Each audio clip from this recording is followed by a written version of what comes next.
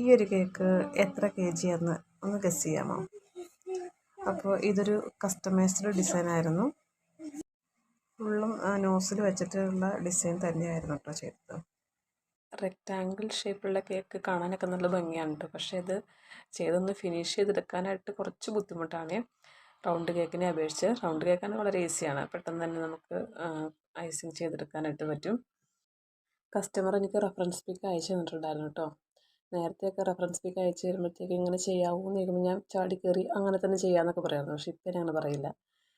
ഏകദേശം ആ ഒരു രൂപത്തിലേക്ക് എത്തിക്കാമെന്ന് മാത്രമേ പറയുള്ളൂ. കാരണം ഓരോരുത്തരും ചെയ്യുന്നത് എന്തെങ്കിലുമൊക്കെ വ്യത്യാസം ഉണ്ടാവും. ഇപ്പം ഞാൻ ചെയ്തൊരു കേക്കാണെങ്കിൽ പോലും ചിലപ്പോൾ രണ്ടാമതൊരു തവണ കൂടെ ചെയ്യുമ്പം അതിന് എന്തെങ്കിലും ഒരു വ്യത്യാസം ഉണ്ടാകാറുണ്ട് കേട്ടോ.